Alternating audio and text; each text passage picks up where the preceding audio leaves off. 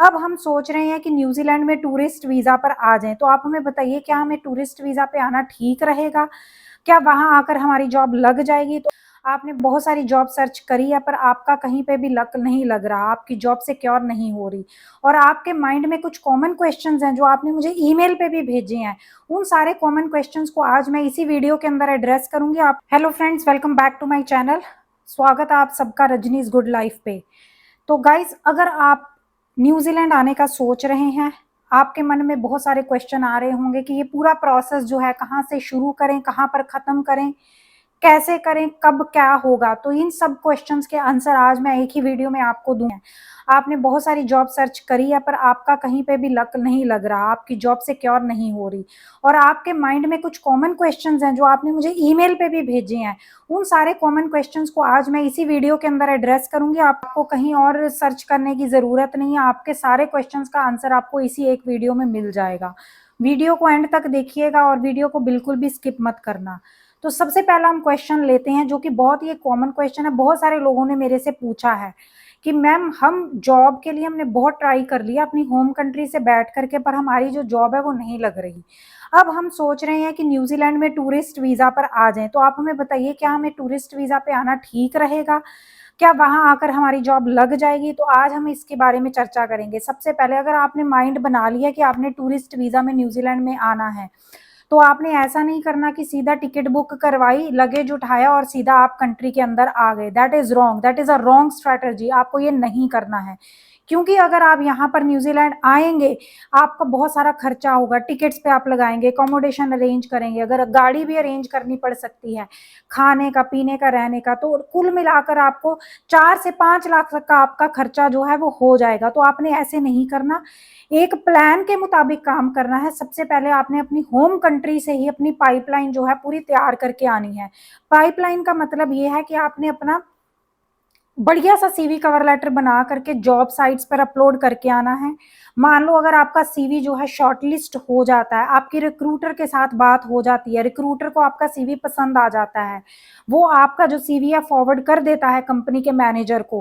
Company का manager आपके साथ फर्स्ट इंटरव्यू का राउंड कर लेता है, ठीक है, और फिर आपका सेकंड इंटरव्यू का राउंड पहुंचते पहुंचते वो आपको नहीं किसी रीजन से लेता, वो आपको बोलते हैं कि नहीं, हम आपके साथ आगे प्रोसीड नहीं करेंगे बिकॉज आप कंट्री के अंदर अवेलेबल नहीं हो। जब आप इस स्टेज तक पहुंच गए हैं, इसका मतलब गुड न्यूज है ये आपके लिए। आपका सीवी भी शॉर्टलिस्ट हो रहा है, आपका कंपनी तक भी बात पहुंच रही है। अब जो आपकी बात स्टक हो रही है वो इस चीज पे आके स्टक हो रही है कि आप कंट्री के अंदर प्रेजेंट नहीं है। जब आप उस स्टेज तक पहुंच जाए, फिर आप अपना प्लान बना सकते हैं कि हाँ, now I am ready to come to the New Zealand. उस टाइम आप प्लान बना सकते हैं टूरिस्ट वीजा पे न्यूजीलैंड आने की। आने से पहले आपने बहुत सारे रिक्रूटर्स के साथ जो है अपना कांटेक्ट करके आना है, उनको बोल के आना है कि मैं इस डेट को कंट्री के अंदर प्रेजेंट हूँगा, तो मैं आपसे पर्सनली आकर के मिलूंगा। कॉफी पे मिल सकते हैं, उनके ऑफिस में जा करके मिल सकते हैं। ये एक बहुत ही पॉजिटिव इंप्रेशन लीव करता है।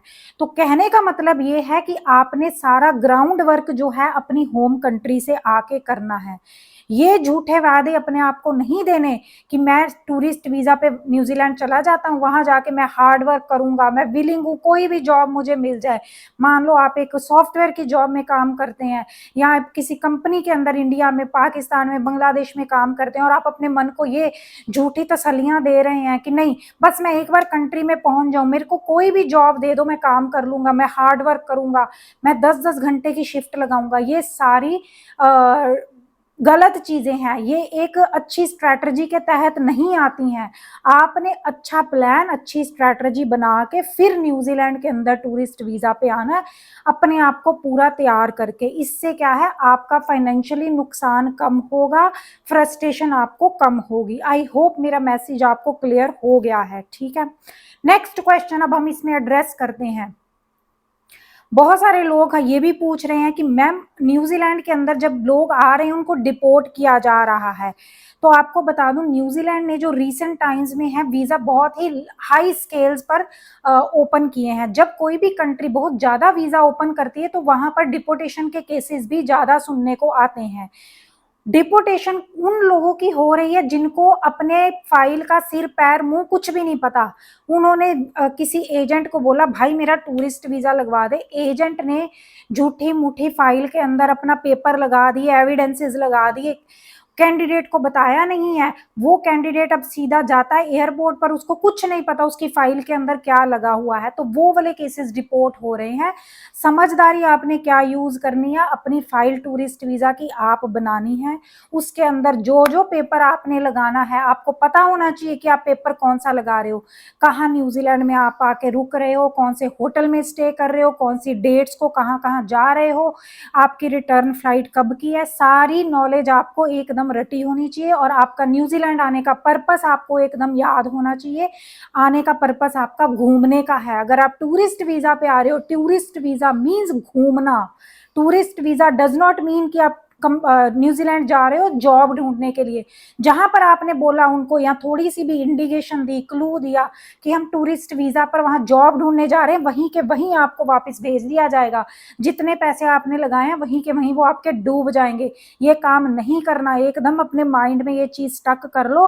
टूरिस्ट वीजा पे आ रहे हो इसका मतलब घूमने के लिए आ रहे हो। अपनी सारी इंफॉर्मेशन अपने पास हैंडी रखना, तो कोई दिक्कत नहीं आएगी, कोई आपको डिपोर्ट नहीं करेगा। चाहे आप सिंगापुर से आओ, मलेशिया से आओ, दुबई से आओ, वर्ल्ड में किसी कंट्री से भी कनेक्ट करके आओ, कोई आपको कुछ नहीं कहेगा। ये चीज आपने याद रखनी है, ठीक है।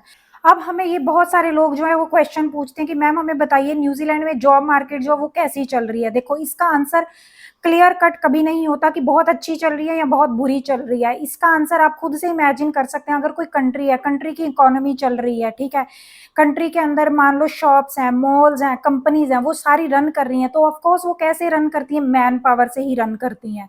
तो मैन पावर की हमेशा जो है वो किल्लत बनी रहती है, स्पेशली फॉरेन कंट्रीज के अंदर, क्योंकि यहाँ के जो वेज रेट्स होते हैं, जो लोकल लोग होते हैं वो बहुत ज्यादा वेजेस पे काम करते हैं, इसलिए जो है वो इमिग्रेंट्स को बुलाते हैं जो कि कम रेट पे भी आने के लिए वो है तैयार हो जाते हैं या मिनिमम वेज रेट पे भी काम करने के लिए मान जाते हैं। तो अब डिपेंड करता है कि आप कितने अच्छे तरीके से जॉब को सर्च कर रहे हो, कितने अच्छे तरीके से जॉब को अप्लाई कर रहे हो, और अगर इंटरव्यू की कॉल आती है तो कैसे आप उनको इंटरव्यू को क्रैक कर रहे हो। तो आप इसको ये नहीं कह सकते कि मैंने 200 जॉब्स पे अप्लाई किया, मेरे को एक भी कॉल नहीं आई तो इसका मतलब न्यूजीलैंड की जॉब मार्केट बेकार है। ऐसे नहीं होता। ऐसे भी हो सकता है कि कोई कैंडिडेट है उसने बहुत स्मार्टली जॉब्स को सर्च किया है, बहुत स्मार्टली उसने जॉब्स पे अप्लाई किया है और उसकी 5-10 उसने जॉब्स अप्लाई की, उसके अंदर उसने 2 की इंटरव्यू कॉल सिक्योर कर ली। ठीक है, तो it all depends on you कि आप कितना एफर्ट्स जो हैं वो डाल रहे हैं। तो न्यूजीलैंड की जॉब मार्केट इन शॉर्ट ठीक ठाक चल रही है, ना ज्यादा अच्छी है ना ज्यादा बुरी है। लोग काम कर रहे हैं, जॉब्स भी मिल रही हैं, जो जॉब के पोर्टल हैं वो भी रन हो रहे हैं, कंपनीज की नई जॉब्स भी निकल रही हैं।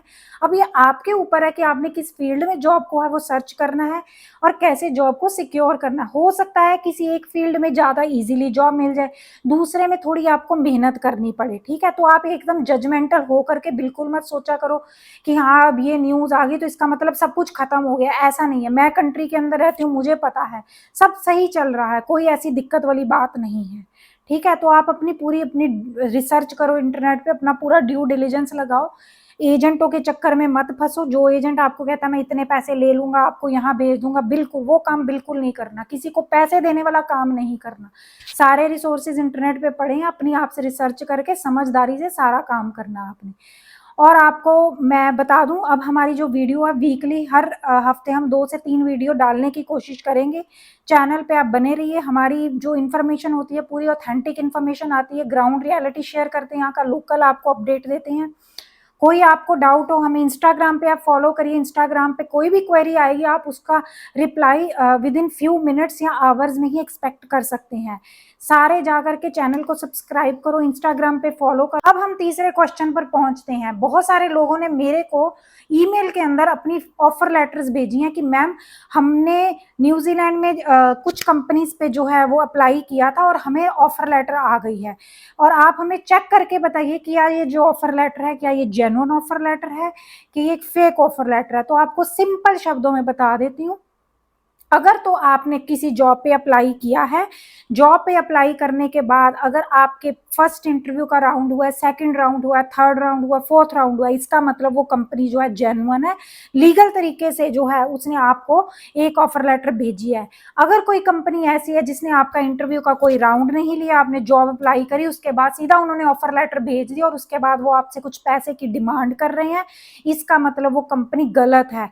ऐसे कभी नहीं होता कि कोई भी कंपनी बिना इंटरव्यू लिए जॉब के ऑफर लेटर भेज देती है। इसका मतलब they are just there too. New Zealand move होना, अगर आपने कम से कम पैसे लगा के, उसका सिर्फ एक ही मूल मंत्र है, आपको किसी तरीके से अपने होम कंट्री पे बैठ के ही जॉब को सिक्योर करना पड़ेगा। और जॉब आप तभी सिक्योर कर पाएंगे जब आप अपने सीवी और कवर लेटर पे काम करेंगे।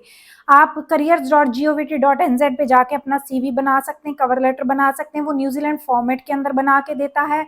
और आप इंटरनेट में बहुत सारी वेबसाइट्स हैं जहां पर आप जा करके अपना सीवी कवर लेटर एक अच्छा जनरेट कर सकते हैं। अगर आप डेयरी फार्मिंग में जा रहे हैं तो एक उसका एक बढ़िया सा सीवी कवर लेटर बनाइए।